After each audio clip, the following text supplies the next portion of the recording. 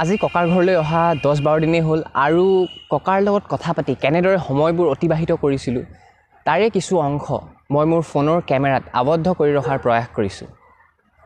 ককা, আপুনি নিজৰ 85টা বছৰ কি ধৰণে আৰু কেনেদৰে কটালে? তুমি মোক যিটো প্ৰশ্ন কৰিছা যে মোৰ এই 85টা বয়স মই কেনেদৰে কটালোঁ, মোৰ জীৱনটো কেনেধৰণে অতিবাহিত কৰিলোঁ, সেই কথাখিনি তুমি মোক সুধিছা। অতি সুন্দৰ কথা, কাৰণ এইবিলাক আমাক বিশেষ দৰকাৰী কথা। কাৰণ মানুহে জন্ম লৈ সংসাৰখনত আমি কি কি কাম কৰিলোঁ, কেনেধৰণে কটালোঁ, এনেকুৱা এটা আঁৰি থাকিব লাগিব। কাৰণ আমি যেতিয়া ল'ৰাকালৰ পৰা আমি গাঁৱত থাকি ডাঙৰ দীঘল হৈছোঁ। মোৰ জন্ম হৈছিল 1936 চনৰ ডিচেম্বৰ মাহত। এই ডিচেম্বৰ মাহৰ পৰা প্ৰায় 84-85 বছৰেই হ'ল। এই 84-85 বছৰৰ ভিতৰত মই জীৱনত কি কি পালোঁ, এই কথাখিনি তুমি মোক সুধিছা। কি কি কৰিলোঁ তাৰে এটা মই সংক্ষেপে তোমাক থুলমূলকৈ ক'ম। তুমি যেতিয়া সুধিছা, আগ্ৰহ কৰিছা, আৰু এই আগ্ৰহটো নিশ্চয় বৰ দৰকাৰী কথা। তোমাৰ দৰে উঠি অহা ল'ৰা যুৱক যুৱতীসকলে এই আগ্ৰহ থাকিলে কি হয়, আমি অন্যান্য কিছুমান লোকৰ পৰা যাৰেই নহওক সেই জীৱনৰ কাহিনীবিলাক শুনিবলৈ আমাৰ ইচ্ছা থাকিব লাগে আৰু ইচ্ছা কৰিব লাগে। তাৰ পৰা আমাৰ যথেষ্ট জীৱনত উপকাৰ হয়। আজিকালি কিন্তু উঠি অহা প্ৰজন্মৰ ভিতৰত দেখিছোঁ যে এই কথাবিলাক শুনা বা তাক ব্যৱহাৰ কৰা বা তাৰ পৰা কিবা এটা শিকিবলৈ ইচ্ছা কৰা, এনেকুৱা ভাৱ দেখা নাযায়। এইটো বৰ দুখৰ কথা। কাৰণ আমি প্ৰত্যেকজন যিমান পাৰোঁ প্ৰতিজন মানুহৰ বা প্ৰতিজনৰ ডাঙৰ ডাঙৰ মানুহৰ কাহিনীবিলাক বা বয়সস্থ লোকৰ অভিজ্ঞ জীৱনৰ কৰ্মবিলাক জানিলে আমাৰ নিশ্চয় জীৱনত বহুতো উপকাৰ হয়। সেইখিনি কিন্তু আজিকালি উঠি অহা প্ৰজন্মই শুনিব নিবিচাৰে আৰু নকৰে। এইটো বৰ ভালৰ লক্ষণ নহয়। আমি যেতিয়া গ্ৰাম্য অঞ্চলত জন্ম লৈ তাতেই আমি 40টা বছৰ কটাইছিলোঁ, সেইখিনি সময়ত আমি কি পাইছিলোঁ, কি দেখিছিলোঁ, কি শুনিছিলোঁ, এই কথাবিলাক আমাৰ মনত আজিও গুজৰি থাকে। আমি বহুত নেদেখা কথা, বহুত নুশুনা কথা আমি এইখিনি পাইছোঁ। যিহেতু 1943 চনত আমাৰ অসমৰ এজন জাতীয় বীৰ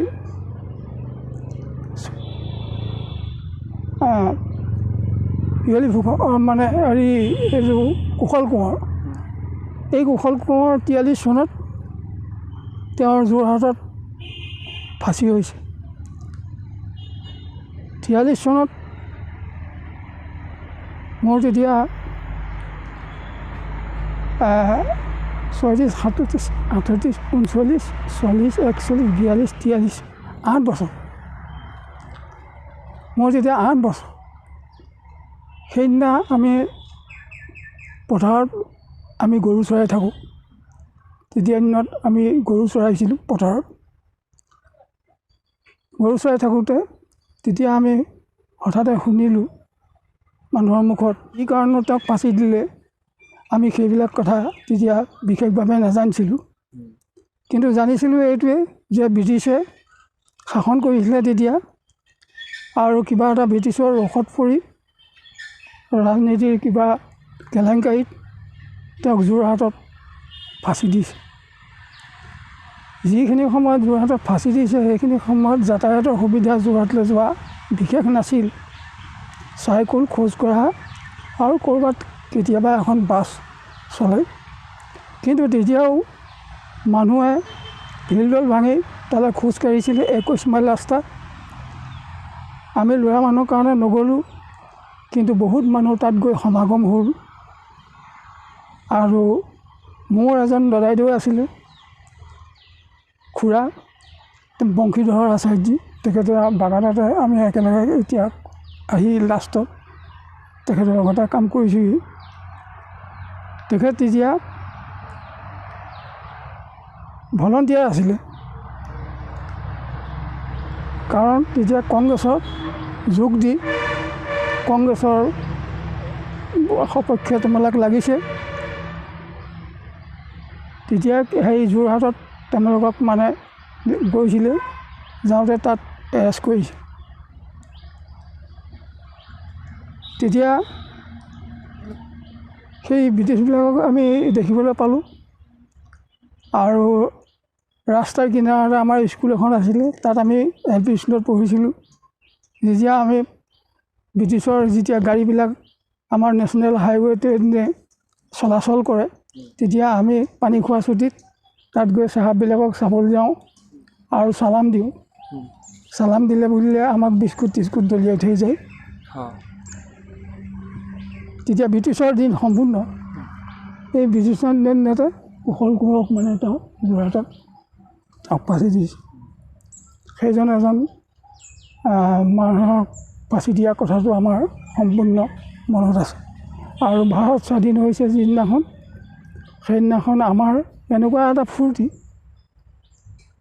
যে আমি মানে কি এটা মানে এনেকুৱা এটা মনত ফূৰ্তি হৈছে, বৰ ভাল লাগিছে স্বাধীনতা। আৰু সেই স্বাধীনতা দিৱসত আমি পতাকা উত্তোলন কৰিবৰ কাৰণে গৈছোঁ। গৈ তাত দেখিছোঁ আমি একদম শুদ্ধ ভাৱেৰে সৈতে বুঢ়াসকলে ধুতি গামোচা চাদৰ লৈছে, আমিও তেনেকৈ ভালকৈ ড্ৰেছ পোছাক কৰি গা পা ধুই আমি তাত গৈ ফুল লৈ তাত গৈ আমি পতাকা উত্তোলন কৰিছোঁ। সেইদিনাখন এটা এনেকুৱা এটা দিন যে যিটো দিনত আমাৰ সকলোৰে অন্তৰ মানে খুব ভাল লাগিছে, এনেকুৱাই ভাল লাগিছে। আৰু সেই গণতন্ত্ৰ দিৱসৰ দিনাই তাত যঁতৰত সূতা কাটে দেখিছিলোঁ, সূতা কাটিছে, ফুটবল খেলা হয়, আৰু তাত বিভিন্ন ধৰণৰ শিল্পীবিলাক আহি এইবিলাক তাঁতশালৰ সেইবিলাকে পৰিদৰ্শন কৰে। এনেকৈয়ে কেইবাবাৰো আমি মানে তেনেকৈ কৰিবলৈ পালোঁ, দেখিলোঁ। দেখি এটা খুব ভাল লাগে আৰু স্বাধীনতা দিৱস বুলিলে খুব ভাল লাগে। কিন্তু বৰ্তমান স্বাধীনতা দিৱস এনেকুৱা এটা হ'ল যে যাবলৈ ভয় লগা হ'ল। গুলীয়া গুলী মানুহ হত্যা কৰিছে, এনেকুৱাবিলাক কাম চলিছে। এতিয়া সেই স্বাধীনতা দিৱসৰ সেই দিনৰ সোৱাদ আজি পাবলৈ নাই। তেনেকৈ এইটো স্বাধীনতা দিৱস দিনি আমি পাৰ কৰিবলৈ পালোঁ। আৰু তাৰো আগত নেহেৰু আহিছিলে, জৱাহৰলাল নেহেৰু ভাৰত স্বাধীন হোৱাৰ আগত। তেখেতকো আমি গৈ চাবলৈ গৈছিলোঁ ফিল্ডত, আৰু তেখেতক মানে আদৰণি জনাইছিলোঁ। আৰু গায়ন বায়নেৰে সৈতে ৰাইজে তেখেতক আদৰি আনিছে। সেইজন এজনক আমি দেখিবলৈ পালোঁ। ডক্টৰ ৰাধাকৃষ্ণণক দেখিবলৈ পালোঁ, ৰাজেন্দ্ৰ প্ৰসাদক দেখিবলৈ পালোঁ। এইবিলাক বিভিন্ন ধৰণৰ দেশৰ যিবিলাক মন্ত্ৰী, প্ৰধানমন্ত্ৰী, আৰু মহাত্মা গান্ধীক খালি আমি দেখিবলৈ নাপালোঁ, কাৰণ তেখেত যোৰহাটত আহিছিলে। আমি শুনিছিলোঁ যে যোৰহাটত তাত আহিছিলে অস্পৃশ্য বৰ্জনৰ কাৰণে। সেই অস্পৃশ্য বৰ্জনৰ সময়ত সেইজন মহাপুৰুষে তেওঁ আহি তাত আছিলে, তেতিয়া আমি শুনিছিলোঁ, দেখিছিলোঁ। মহাত্মা গান্ধী, বিনোৱাজীক পালোঁ। এই ধৰণৰ সৈতে বিভিন্ন ধৰণৰ যিসকল দেশৰ নেতা, যিসকল ভাগ্যগম্য লোক, সেইসকলক আমি দেখিবলৈ পালোঁ। এইটো এটা আমাৰ পৰম ভাগ্য বুলিয়েই ভাবোঁ। তাৰপিছত আহিলে কি, শিল্পীসকলৰ ভিতৰতো মই বিষ্ণুৰাভাক দেখিবলৈ পালোঁ। বিষ্ণুৰাভাক দেখিলোঁ, তেতিয়া তেখেতে মানে পলাই ফুৰে। তেখেতৰ নাম ল'বলৈ ভয় লাগে। তেখেতে গোটেই অসমত গাঁৱে ভূঞে য'ত ত'ত পলাই থাকে। সেইও এজন কলাগুৰু বুলি কোৱা হৈছে বিষ্ণুৰাভা। তেতিয়া কিন্তু তেখেতৰ সিমান এইখিনি গুণ প্ৰকাশ নাপাইছিলে। আৰু ভূপেন হাজৰিকা তেতিয়া গাঁৱে গাঁৱে মানে আহি গান গাইছে। তেতিয়া জ্ঞানদা কাকতি, ভূপেন হাজৰিকা, তাৰপিছত জয়ন্ত হাজৰিকা, এইভাগে সৈতে সেইখিনি আহিছে। আৰু মঘাই ওজা তেতিয়া মানে গীত পৰিৱেশন কৰিছে। আৰু আমাৰ এই জাজি জামুগুৰি নাট্য মন্দিৰতে তেখেতক আমি খানা ভাত খুওৱা হৈছে। আৰু আমিয়ে সেইবিলাক মানে বিতৰণ কৰিছোঁ। তেখেতক আমি পাইছোঁ, তেনেকুৱা বহুত শিল্পীক পাইছোঁ।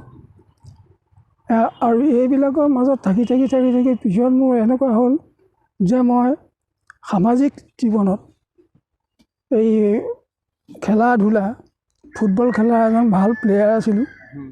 কীৰ্তি খেলুৱৈ বুলি কয় জাজিত জামুগুৰিত। আমাক খুব হেৰি কৰে, এইবিলাক লিখিছোঁ। মই এজন কীৰ্তি খেলুৱৈ। এই খেলুৱৈ যেতিয়া কৰিছোঁ আৰু য'ত ত'ত মানে আমি গৈছোঁ, খেলিছোঁগৈ। খেলাৰ প্ৰতি খুব ৰাপ আছিলে। তাৰপিছতে মোৰ নাটক কৰাৰ এটা বৰ হাবিয়াস আছিলে। কাৰণ আমাৰ জাজি নাট্য মন্দিৰটো অতি পুৰণা মন্দিৰ। সেই মন্দিৰটো সেই তাতে নাট্য মন্দিৰতে আমাৰ যিমানবিলাক নাটক চাটক হয়, এইবিলাক হয় মানে তাতে হয়। আৰু তেতিয়া মোৰ এনেকুৱা এটা ভাৱ হ'ল যে মই নাটক কৰিব লাগিব। তেতিয়া মই ল'ৰা মানুহ আছিলোঁ। মোৰ তেতিয়া প্ৰায় 9-10 বছৰমান হৈছে। এই 10 বছৰমানৰ পৰাই মই মানে নাটক কৰিবলৈ ধৰিলোঁ। নাটক কৰিও তাতো মই যথেষ্ট সুনাম পাইছোঁ তাত। আৰু অল আছামতো এবাৰ ছেকেণ্ড বেষ্ট এক্টৰ হৈছিলোঁ। তেতিয়া কিন্তু কথা হৈছে কি যে প্ৰচাৰ মাধ্যম নাই। প্ৰচাৰ মাধ্যম নোহোৱাৰ কাৰণত আমাৰ সেইবিলাক মানে লুপ্তপ্ৰায় হৈ থাকিলে। কোনেও আমাক সোধোতা নাই। খালী মাত্ৰ আলোচনীয়ে লিখিছে 2-1ত। আৰু তাত থকা যিখিনি মানুহ, সেইখিনিয়ে মানে চিনি পাইছে। আৰু সেইধৰণে সৈতে চিনাকি হৈ তেতিয়া মই অসমৰ মানে বিভিন্ন ৰংগমঞ্চত তাত অভিনয় কৰিবলৈ পাইছোঁ, অভিনয় কৰিছোঁ। কাৰণ নামৰূপত কৰিছোঁ। তাৰপিছতে আমাৰ জাজিতটো আমি অসংখ্য নাটকেই কৰিলোঁ। ফুল প্ৰেজেণ্ট নাটকৰ পৰা আৰম্ভ কৰি প্ৰায় 100মান নাটক আমি অভিনয় কৰিছোঁ। আৰু অভিনয়টো ভাল পাৰদৰ্শিতা দেখুৱাব পাৰিছিলোঁ, কাৰণ একাগ্ৰ ভাৱ থকাৰ কাৰণে। তাৰপিছতে চিনেমাত সোমাবলৈও যো-জা কৰিছিলোঁ। অমূল্য মান্নাৰ লগত মানে এইবিলাক কথা বাৰ্তা পাতিছিলোঁ। তেখেতেও মৰীচিকাখনত কিবা এটা দিম বুলি পেলাই আশা দিছিলে। কিন্তু পিছত চিনেমাখনে সিমান হেৰি কৰিব নোৱাৰিলে। তেতিয়াৰ পৰা আৰু বন্ধ হ'ল। তাৰপৰা ৰশ্মি ৰেখা যিজনে উলিয়াইছিলে, প্ৰফুল্ল বৰুৱা, জয়সাগৰ কলেজৰ হিষ্ট্ৰী প্ৰফেচাৰ আছিলে। তেখেতে ৰশ্মি ৰেখাখন উলিয়াইছিলে। তেতিয়া মই আৰু বুধিন পূজাৰী বুলি এজন মোৰ লগৰ, আমি দুয়ো একে নাটক কৰা মানুহ। আমি গৈ তেখেতৰ ওচৰত মানে তাত অংশ কিবা এটা পাম নে কি বুলি আশাৰে সৈতে গৈছিলোঁ। কিন্তু তেখেতে বহুত কথা ক'লে, অসমীয়া চিনেমাৰ কৰাৰ কিমান এটা কষ্টকৰ কাম। তথাপিতো মই আপোনাৰ নাটক 1 নাটকত আপোনাক মই পাইছোঁ। আৰু আপুনি তেতিয়া ছেকেণ্ড বেষ্ট এক্টৰ হৈছে। আপোনাক কৈছিলোঁ, কিন্তু এতিয়া আমি মানে এইটো চেষ্টা চলাই আছোঁ প্ৰথমখন। তাৰপিছত যদি হয়, তাতো আমি এইটো প্ৰচেষ্টা কৰিছিলোঁ। আকৌ অমূল্য মান্নাক মাতি আনি সেইখনৰ প্ৰচেষ্টা এটা কৰিছিলোঁ, কিন্তু নহ'লগৈ। নহ'লগৈ মানে এইটো আশা দিব নোৱাৰিলে আমাক, কাৰণ সেই দিনত নাটক কৰাৰ এটা বৰ খৰচৰ কথা। সেইকাৰণে তেওঁলোকে এনেকুৱা ধৰণৰ তাত এক্টৰ লয় যিসকলে সহায় কৰিব পাৰে টকা পইচাত। গতিকে আমাৰতো সেইখিনি শক্তি নাই, মনটোহে আছিলে, গতিকে তেনেকৈ কৰিলোঁ।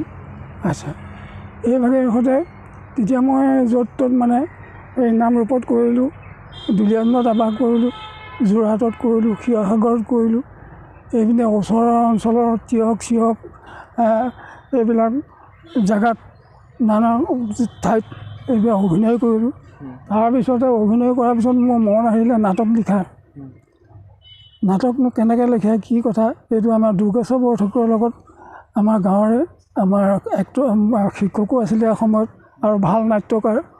গতিকে আমি তেখেতক সুধিছিলোঁ যে প্ৰসাদ দা, আমি প্ৰসাদ দা বুলি মাতোঁ, যে নাটক কেনেকৈ লিখে। তেতিয়া তেওঁ হাঁহি পেলাই ক'লে যে নাটক কেনেকৈ লিখে সেইটো কৈ দিব পৰা বস্তু নহয়, কথাখিনি কিন্তু এনেকুৱা ধৰণৰ। মোক এটা থুলমূল আভাস এটা দিলে আৰু তেতিয়াৰ পৰাই মই নাটক লিখিলোঁ। নাটক লিখিছোঁ তেতিয়া মই গৰু চুৰ বুলি এখন নাটক লিখিছোঁ। সেই নাটকখন বিনন্দ বৰুৱাই, আমাৰ সাহিত্যিক বিনন্দ চন্দ্ৰ বৰুৱাই মানে বৰ প্ৰশংসা কৰিছিলে। নাট্য মন্দিৰত দুবাৰকৈ সেইখন কৰোৱালে। তাৰপৰা সমস্যা বুলি এখন লিখিছিলোঁ, পাত্ৰ লাগে বুলি এখন লিখিছিলোঁ, ঘোলাকণী বুলি লিখিছিলোঁ এখন, গৰু চুৰ বুলি এখন লিখিছিলোঁ। এই ধৰণে সদায় আৰু দোষকাৰ এনেকৈ ধৰণে সেই নাটকবিলাক য'ত ত'ত মানে অভিনয় মানুহে দি পেলাই কৰিছে। গতিকে সেইবোৰ এটা খুব ৰাপ আছিলে। তাৰপিছতে এই নাটক চাটক কৰিলোঁ, কৰাৰ পিছত আহি গ'ল সামাজিক কামত। সামাজিক কামত কৰিবলৈ হ'লে তেতিয়া কি হৈছিলে যে যিকোনো সামাজিক কামত মই আগবাঢ়ি যাওঁ, তাত গৈ অংশ লওঁ, য'তে যি পাতক, সভা পাতক বা অন্যান্য কিবাকিবি পাতক, তাত অংশগ্ৰহণ কৰোঁ, নাম কীৰ্তন কৰোঁ, নাম দিওঁ, নাম শিকোঁ, এনেকুৱা ধৰণৰ খোল বজাবলৈ শিকিছোঁ। এইধৰণে সদায় যিকোনো অনুষ্ঠানত গৈ পেলাই সেইবিলাক মানে হেৰি কৰিছিলোঁ, খুব আগ্ৰহ এটা আছিলে, সেইখিনি কৰিছিলোঁ। কৰি লাষ্টত গৈ পেলাই কি হ'ল যে সেইখিনি কৰিলোঁ, কৰাৰ পিছতে মোৰ নাটকৰ প্ৰতি এটা বেলেগ ধাউতি আছিলে আৰু লিখিছিলোঁ ভালমানখিনি। তাৰপিছত যেতিয়া মই চাকৰি ক্ষেত্ৰত আহি তিনিচুকীয়া পালোঁহি, বাগানত আহি সোমালোঁ। বাগানীয়া জীৱনতো তেওঁলোকৰ শ্ৰমিকৰ লগত, তেওঁলোকৰ লগতো মই নাটক চাটক আদি কৰিলোঁহি। তেওঁলোকৰ লগত যিকোনো অনুষ্ঠানত যোগ দিছিলোঁ। তাৰপিছত তেখেতলোকৰ সভা সমিতি এইবিলাকত মোক নিমন্ত্ৰণ কৰে আৰু তাতে মোক সভাপতি পদ দিয়ে, মই পৰিচালনা কৰিব লাগে। এনেকুৱা ধৰণৰ গোটেই মানে বাগানীয়া কিছুমান কথাত মই আবদ্ধ হৈ পৰিছিলোঁ আৰু সেইকাৰণে মোক শ্ৰমিকসকলে প্ৰত্যেকেই খুব সন্মান কৰিছিলে, খুব ভাল পাইছিলে, এনেকৈ আছিলে। গতিকে সেইখিনি মোৰ হেৰিলৈ গ'ল। তাৰপিছতে তাৰ ওচৰ সমীপৰ তিনিচুকীয়াৰ এই গেলাপুখুৰী অঞ্চলত স্বৰ্গজ্যোতি মইনা পাৰিজাত বুলি পেলাই এটা পাৰিজাত খোলা হৈছিলে, তাত অংশগ্ৰহণ কৰিছিলোঁ। অংশগ্ৰহণ কৰি পিছলৈ তাৰ মই সভাপতিও হৈছিলোঁ আৰু সেই সভাপতি হৈ কাকপথাৰ ইত্যাদিবিলাকত গৈছিলোঁ। তাত মামণি ৰয়চম গোস্বামীক তেখেতকো তাত পাইছোঁ, সাহিত্যিকসকলক তাতে চিনাকিও হ'বলৈ পাৰিছোঁ। এইখিনিয়ে মোক মানে খুব এটা গ্ৰাম্য সামাজিক জীৱনৰ প্ৰতি আকৰ্ষণ হৈছিল। পিছত গৈ তাত সাহিত্য সভা এখন, শাখা সাহিত্য সভা গেলাপুখুৰী অঞ্চলতে, গেলাপুখুৰী মানে সাহিত্য সভা এখন আছিল। সেই সাহিত্য সভাত সেইসকলৰ লগত যোগদান কৰি তেখেতলোকৰ লগত যিমানখিনি পাৰোঁ তেনেকেই মানে কাম কৰি শেষত গৈ মোক তাৰ সম্পাদকৰ দায়িত্বও দিছে, যে সম্পাদক কৰিছোঁ। এইধৰণে সৈতে গৈছোঁ। তাৰপিছতে মইনা পাৰিজাতৰ পিছত তেতিয়া মোৰ ৰাজনীতিৰ ফালে তাতো মই ঢাপলি মেলিবলগীয়া হৈছিল। কাৰণ তেতিয়া আমাৰ অসম গণ পৰিষদ দলত মোক যোগদান কৰিবৰ কাৰণে এইবোৰ বাকী প্ৰসাদ তেলেংগা, ভৰত নৰহ, ভৱেন বৰুৱা, আমাৰ ললিত হাজৰিকা, ললিত ৰাজখোৱা, এইধৰণে সৈতে সেইবিলাকে আহি মানে কৰিছে। তেতিয়া মই আঞ্চলিকত গৈ জইন কৰিছোঁ। আঞ্চলিকত তেতিয়া মোক উপসভাপতি হিচাপে দিছে। পিছলৈ মোক হেৰিও দিছে, একদম উপদেষ্টা হিচাপে লৈছে। তাতো মই সেইখিনি লাগি মেলি চালোঁ, কিন্তু ৰাজনীতিৰ ক্ষেত্ৰত সিমান মই বৰ ভাল নাপালোঁ। কাৰণ ৰাজনীতিত আমাৰ কথাৰ লগত কথাবিলাক নিমিলে আৰু যিমতে কৰিব লাগে সেইমতে কথাবিলাক নকৰে। তেতিয়াৰ পৰা মানে আস্থাটো কমি গ'ল গোটেই পাৰ্টিটোৰ প্ৰতি, আৰু তেনেকৈ আস্থা কমি শেষলৈ গৈ সেই গণ পৰিষদৰ যিটো উদ্দেশ্য আছিল সেই উদ্দেশ্যও পূৰণ নহ'ল। বিদেশী খেদা, এইবিলাক নানা ৰকমৰ বিদেশী সমস্যা, এইবোৰ একো সমস্যাও সমাধান নহ'ল, একো নহ'ল। আৰু এইবিলাক নোহোৱাৰ কাৰণত নিজে মনটো বৰ তিতাকেহা লাগিলে, ভাল নালাগি গণ পৰিষদ এৰি কিন্তু এতিয়া শেষত গৈ আমি বিজেপিত আমি তেখেতলোকৰ হেৰিবিলাকত জইন কৰিলোঁ। আৰু তেতিয়াৰ পৰা তেখেতলোককে মানে ভোটটো দিছোঁ। কিন্তু অতীতত আমি কংগ্ৰেছ, তাৰপিছতে আমাৰ অসম গণ পৰিষদ, আৰু এই শেষতহে মানে এতিয়া এইখিনি কৰা হৈছিলে। এইখিনি জীৱনত মানে এইখিনি কাম কৰিলোঁ। এইখিনি কাম কৰি এইটোৱে ভাল লাগিলে যে জীয়াই থকা মানুহৰ যিটো প্ৰয়াস বা ভাল লাগে বা মানুহে যিটো বিচাৰে, সেই বিচৰা বস্তুটো আমি মানে তেতিয়া নিজে যত্ন কৰি আমি সেইবিলাকত সহযোগ কৰিছোঁ। তাত আমাৰ কোনো স্বাৰ্থ নাই, আৰু স্বাৰ্থ নথকাৰ কাৰণেই আজি অৰ্থনীতিৰ ফালৰ পৰা বহুত অৱস্থা বেয়া।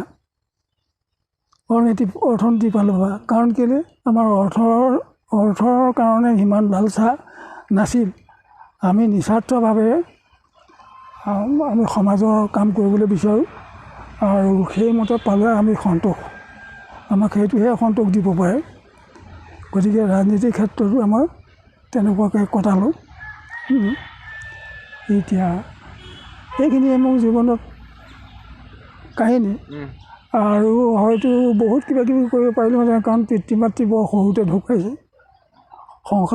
ঘৰৰ দায়িত্ব সৰুকালৰ পৰা ল'বলগীয়া হৈছে। আমি আইতাৰ লগত থাকিয়ে ডাঙৰ দীঘল হৈছোঁ।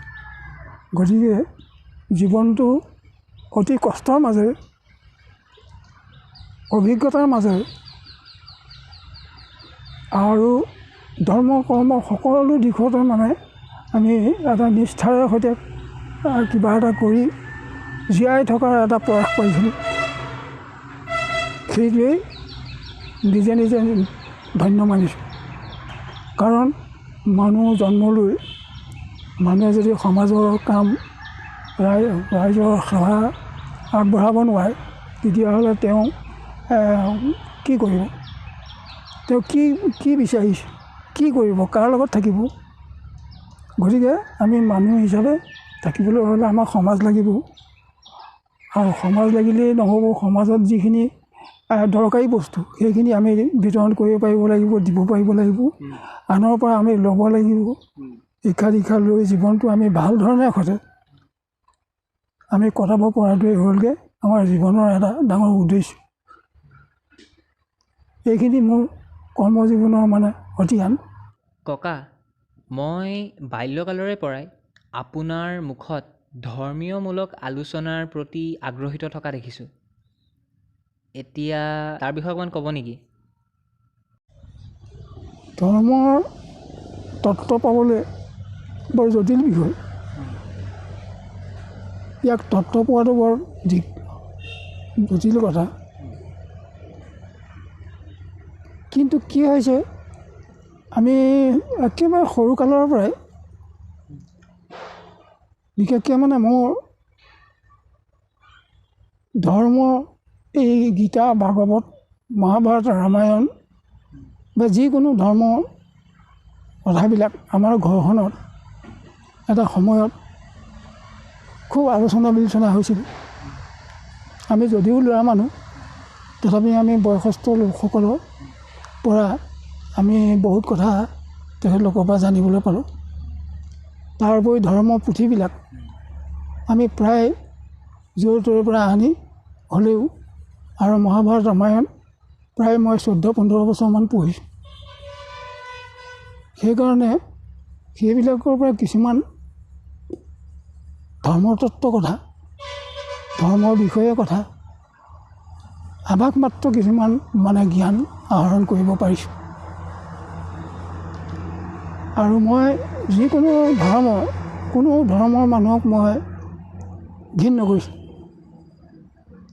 কি মুছলমান, কি খ্ৰীষ্টিয়ান, কি আমাৰ বুদ্ধ, কি জৈন, বিভিন্ন সম্প্ৰদায়ৰ ধৰ্মবিলাকত ধৰ্মপুথি যিবিলাক ধৰ্ম, এই ধৰ্মবিলাক মই খুব এটা বেলেগ দৃষ্টিৰেখতে চাইছিলোঁ।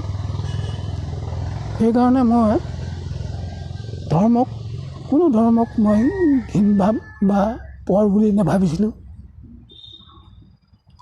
ধৰ্ম মানে মই এটা কথাই বুজিছিলোঁ, মোৰ জ্ঞানলৈ আহিছিলোঁ, ধৰ্ম হ'ল সত্য, সংযম, নীতি, ঈশ্বৰ ভক্তি। এই যে ভক্তিভাৱ, ঈশ্বৰৰ তত্ত্বৰ বিষয়ে ধ্যান ধাৰণা কৰা বা ঈশ্বৰৰ কৰ্মত সহযোগিতা কৰা, এই ভাৱটো সৰুকালৰ পৰাই আহিছিলে। কাৰণ কেলৈ, আমাৰ ঘৰখনত এটা ধৰ্মৰ বিষয়ে মানে আলোচনা হোৱা কেন্দ্ৰ বুলিলেও আনি নাই। আৰু তেতিয়া দিনত বয়সস্থ মানুহৰ অন্য কাম মোতকৈ মানে এই ধৰ্ম সম্বন্ধীয় আলোচনা বিলোচনাবিলাক আমাৰ গাঁওবিলাকত খুব হৈ থাকে। নামঘৰত হাজিত বহুত জনা শুনা মানুহ আহে, তাতে এইবিলাক বিষয় লৈ পেলাই কয়, গীতাৰ সম্বন্ধে কয়, ভাগৱতৰ সম্বন্ধে কয় বা অন্যান্য বিভিন্ন ধৰণৰ ধৰ্মৰ কথা আমাক কয়। আৰু আমি সেইবিলাক একান্ত মনেৰে সদায় আমি শুনিছিলোঁ। এতিয়া কথা হ'ল কি, এই পুথিবিলাকে, এই পাঠ্যপুথিবিলাক পঢ়াৰ কাৰণে, অধ্যয়ন কৰাৰ কাৰণে, ধৰ্ম সম্বন্ধীয় লৈ পেলাই আমি আলোচনা বিলোচনা কৰাৰ কাৰণে যিখিনি জ্ঞান লাভ কৰিলোঁ, সেই জ্ঞানখিনি কিন্তু আজি স্কুলত বা অন্যান্য কিতাপ পত্ৰ পঢ়ি সেইখিনি জ্ঞান আহৰণ কৰিবলৈ কেতিয়াও নোৱাৰি। কাৰণ জীৱনৰ পথত আমি চলিবলৈ বিভিন্ন সমস্যা আছে, ঘাট প্ৰতিঘাত, দুখ বেজাৰ, এইবিলাকে পৰিপূৰ্ণ। সেইবিলাক অতিক্ৰম কৰি যাবৰ কাৰণে আমাক ধৰ্মইহে মাত্ৰ ৰাস্তা দিয়ে। সেইকাৰণে ধৰ্মৰ প্ৰতি মনটো বেছি, যদিও দেখুৱাই কৰিব নোৱাৰোঁ মানুহক, তথাপিতো অন্তৰত সেই কথাটো সদায় মনত থাকে। আৰু তেওঁক যিকোনো সময়তে তেওঁক আমি চিন্তা কৰোঁ। খাওঁতে, শুওঁতে, বহোঁতে, যাওঁতে মেলোঁতে, যিকোনো কৰ্মত তেওঁক আমি স্মৰণ কৰোঁ। সেইকাৰণে মই ধৰ্মৰ তত্ত্বটো কথাটো ক'বলৈ গ'লে, তত্ত্ব পোৱাটো অতি জটিল কথা। কাৰণ ধৰ্মৰ অগোচৰ বুলিছে, ধৰ্মই তাৰ বোলে তত্ত্ব পাব নোৱাৰে। তত্ত্ব এনেকুৱা বস্তু, কাৰণ তত্ত্বই হ'লগৈ শেষ। যেতিয়াই তত্ত্ব পায় তেতিয়া তাত আৰু চিন্তা কৰিবলৈ অন্য একো নাথাকে। তত্ত্বটোৱে হ'লগৈ মেইন বস্তু। সেই তত্ত্বটো পাবৰ কাৰণে যি অৱতাৰী পুৰুষসকলেও তাৰ কাৰণে হাবাথুৰি শিকাইছে। ঈশ্বৰক ভাবিছে, ঈশ্বৰক ভাবে। পৰম ব্ৰহ্ম কি? পৰম ব্ৰহ্ম হ'ল নিৰাকাৰ নিৰঞ্জন, তাৰ আকাৰ নাই, শূন্য। তেনেকুৱা এজন শূন্যতা থকা তেনেকুৱা এজনক ভকতে বিচাৰিছে। তত্ত্ব নাপায়, তেওঁৰো তত্ত্ব নাপায়, ভগৱন্তইও তাৰ তত্ত্ব নাপায়। গতিকে তত্ত্ব বুলি ক'লে অতি জটিল কথা, কোনেও ইয়াৰ তত্ত্ব দিব নোৱাৰে। তত্ত্ব কোনেও কাৰো সাধ্য নাই তত্ত্ব দিব। সেইকাৰণে আৰু ভগৱান ঈশ্বৰ বোলা বস্তুটো আমি দেখা পোৱা নাই, কোনেও দেখা নাই। এইটো এনেকুৱা এটা বহল বস্তু যে ঈশ্বৰ যত জীৱ তত শিৱ। যিমানবিলাক গছ গছনি, চৰাই চিৰিকটি, পশু পক্ষী, এই যিমান আছে সকলো মানে তেওঁৰে আগিত। তেওঁৱে আজি চৰাই এটা যেনেকুৱা ময়ো তেনেকুৱা, এটা বালিচাহী যেনেকুৱা আৰু তুমিও তেনেকুৱা। তুমি ক'ব নোৱাৰা যে মই বালিচাহী। সেইকাৰণে সেইখিনি বুজিবৰ কাৰণে, সেইখিনি আধ্যাত্মিক চিন্তা, ভাল চিন্তা কৰিব পাৰিবৰ কাৰণে এই ঈশ্বৰ ভক্তিটো বিশেষ প্ৰয়োজন। এই ঈশ্বৰ ভক্তিয়ে মানুহক ৰাস্তা দেখুৱায় আৰু সকলো বিপদত তেওঁ ৰক্ষা কৰে। তাত বাদে অন্য কোনেও ৰক্ষা কৰিব নোৱাৰে। যেনেকৈ মৃত্যুক কোনেও জয় কৰিব নোৱাৰে, নমৰা কৰিব নোৱাৰে, মৰিবই, জন্ম হ'বই। গতিকে এইবিলাকৰ ধৰ্ম তত্ত্ব পোৱাটো অতি জটিল। আৰু সেইকাৰণে সৰুকালৰ পৰাই এই ধৰ্ম চিন্তাবিলাক কৰিব লাগে।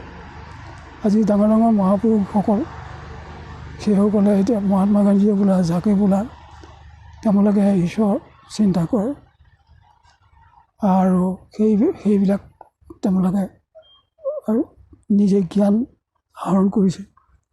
আজি মহাপুৰুষ শংকৰদেৱ, মাধৱদেৱ, এইসকল মহাপুৰুষ তেওঁলোকে ঈশ্বৰ চিন্তা কৰিছে।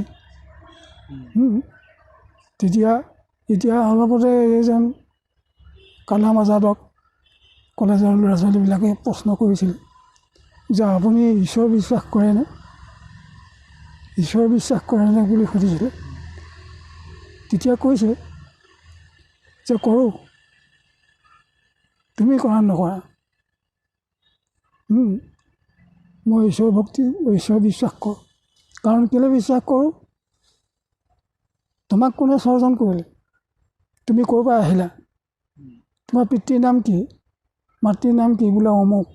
তেওঁক কোনে জন্ম দিলে, তেওঁক কোনে কৰিলে তুমি জানানে? তেতিয়া সুধি গৈ আছে, তেওঁ জনালেহে ক'ব, নজনা কিন্তু ক'ব নোৱাৰে। মানে ইজনৰ বিষয়ে সিজন লাগি আহি আছে। কেতিয়া লাগিছে, কিমান দিনৰ পৰা আহিছে, এইবোৰ কোনেও তাক তত্ত্ব দিব নোৱাৰে। আজি সূৰ্যটো কোনে স্বৰ্জন কৰিলে তুমি ক'ব পাৰানে? বোলে নোৱাৰা। তাৰ কোনোবা এজন গৰাকী নাই জানো? সেই গৰাকীজনেই ঈশ্বৰ। যিকোনো বস্তু এটা গৰাকী থাকে। সেইকাৰণে ঈশ্বৰ বিশ্বাসটো এটা বৰ তত্ত্বমূলক কথা। ইয়াৰ তত্ত্বত সাৰ পাবলৈ অতি জটিল। ইয়াক খালি নিজৰ আত্মাত তেওঁক প্ৰতিষ্ঠা কৰিব পাৰিব লাগে। তেওঁৰ যিটো পৰিচালিত কথা, সেইমতে চলিব লাগে। নিয়ম নীতিবিলাক আমি মানুহে বান্ধি লৈছোঁ। নিয়ম নীতিৰ মাজেৰে সৈতে আমি সকলোৱে ঈশ্বৰ ভক্তি, গোটেই সৃষ্টিয়ে ঈশ্বৰ ভক্তি কৰে।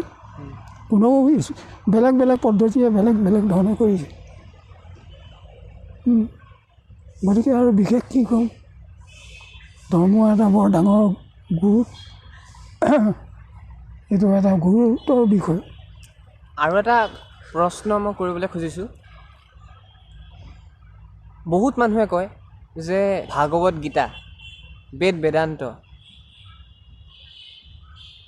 সৰুতে পঢ়িব নালাগে বুলি কয়। সৰুতে পঢ়াটো ভাল নে বেয়া আচলতে? ভাল বেয়া বুলি কথা নাই, কাৰণ প্ৰহ্লাদে সৰুতেই পঢ়িছে, বেয়া হ'লেতো তেওঁ কেতিয়াও নপঢ়ে। গতিকে জনা কথাটো জানিবলৈ সৰু ডাঙৰ নাই, সকলোৱে শিকিব পাৰে, সকলোৱে জানিব পাৰে। কিন্তু তাৰ ভিতৰতে এটা কথা আছে, যেনেকৈ মানুহৰ যিকোনো কৰ্মৰ এটা সময় থাকে, চাকৰি কৰাৰ সময়, পথাৰত হাল বোৱাৰ সময়, কিবা কিবি কাম কৰাৰ সময়, এই সময় থাকে। সেইকাৰণে সময়ৰ উপযোগীকৈহে আমি শিক্ষা গ্ৰহণ কৰিব লাগিব। ধৰ্ম হ'লগৈ তাৰ ৰাস্তা বেলেগ। ধাৰ্মিক মানুহ সাধাৰণতে কিছুমান নীতিৰ পৰা আঁতৰি থাকিব লাগিব, কিছুমান বস্তু ত্যাগ কৰিব লাগিব। কিন্তু এটা পঢ়াৰ সময়ত ল'ৰাই যদি তেওঁ গুৰুত্বভাৱে সেইটো চিন্তা কৰে, তেতিয়াহ'লে হয়তো তেওঁৰ মনটো বাহ্যিক সমাজৰ পৰা দিশত তেওঁ গতি কৰিব পাৰে। আৰু গতি কৰিলে সৃষ্টি সংসাৰৰ যিটো কৰ্ম, সেইখিনিৰ পৰা আমি হয়তো বঞ্চিত হ'ব পাৰোঁ। কোনো সন্যাসী হৈ যাব পাৰে, কোনো কিবা হৈ যাব পাৰে। গতিকে সেইবিলাক কৰিলেতো সংসাৰখন নচলিব। তোমাক পিতৃ মাতৃক কোনে পোহপাল দিব, কোনে চাকৰি কৰিব, কোনে টকা ঘটিব, টকা নহ'লেতো নহ'ব। গতিকে সেইখিনি অঘটন হয় বুলি সেইকাৰণে থোৰতে কৈ থয় যে নাপায়, তাৰমানে এতিয়া তোমালোকে ইয়াত গুৰুত্ব নিদিবা। এতিয়া গুৰুত্ব দিয়া তোমালোকৰ নিজৰ নিজৰ শিক্ষাৰ বিষয়টো, যিটোৱে তোমাক জীৱনটোত তোমাক চলাই নিব, চলিব লাগিব। গতিকে তুমি ধাৰ্মিক হ'লে তুমি হয়তো নিশ্চল হৈ যাব পাৰা, তেতিয়া কোনে কৰিব? সেইকাৰণে সেই দিশত নেপায় বুলি কৈ থৈছে। নেপায় বুলি ক'লেহে নকৰিব, পায় বুলি ক'লেতো কৰিবই। সেইকাৰণে নেপায় বুলি কয় সংক্ষেপে। কিন্তু নপোৱা কথা নহয়, জ্ঞান আহৰণ সময়ত জ্ঞান আহৰণ কৰিব। যেনেকৈ পৰ্যায়ক্ৰমে আজি আমি ফটককৈ গৈ পেলাই উচ্চ শিক্ষা ল'বগৈ নোৱাৰোঁ, তলৰ শ্ৰেণীৰ পৰা আমি পঢ়ি যাব লাগিব, তেনেকৈ হ'ব। গতিকে আমি জীৱনটো তলৰ পৰা আমি গঢ় দি আনিব লাগিব। যিখিনি সময়ত যিটো বস্তু দৰকাৰী, সময়ৰ কামটো আমি সময়ত কৰি যাব লাগিব। যে মই এতিয়া ধৰ্ম কৰি লওঁ, তাৰপিছত মই অমুক কৰিম তমুক কৰিম, সেইটো কথা নহয়। মানে সংসাৰত চলাৰ এটা ব্যৱস্থা বেলেগ, আৰু ঈশ্বৰৰ ধ্যান ধাৰণাত যোগী সন্যাসী হৈ জীৱন কটোৱা সেইটো এটা ধাৰা বেলেগ। সেইটো সংসাৰৰ লগত তেনেকৈ জড়িত নহয়। হয়তো সংসাৰখন নষ্টও হৈ যাব পাৰে। এটা ল'ৰাই যদি সৰুকালৰ পৰাই তেওঁ খুব এইবিলাক চিন্তা কৰে, তেতিয়াহ'লে তেওঁ সেইবিলাক বাদ দি অকল সেইটোতে লাগিব। আৰু সেইটোত লাগিলে তেওঁৰ পৰিবাৰ সংসাৰখন, তেওঁৰ গৃহস্থলীখন নচলিব। নচলাৰ কাৰণে আমি তেনেকৈ সেইবিলাকত গুৰুত্ব দি আমি ল'ব লাগে। সেইবুলি এইটো কোৱা নাই যে তহঁতি ঈশ্বৰৰ ভক্তি নকৰিবি, ঈশ্বৰৰ নাম নল'বি, এইটো কৰা নাই।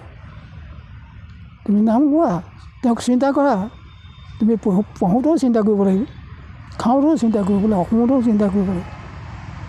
চিন্তাৰ পৰা তুমি অব্যাহত নাথাকিবা। কিন্তু গুৰুতৰভাৱে তুমি সেইটো নল'বা। সেইকাৰণে সেইটো মানা কৰিছে, কাৰণ তাৰ পদ্ধতিটো ৰাস্তাটো বেলেগ হৈ যাব। হয়তো জীৱনটো নষ্ট হৈ যাব পাৰে, এটা দিশত গুচি যাব।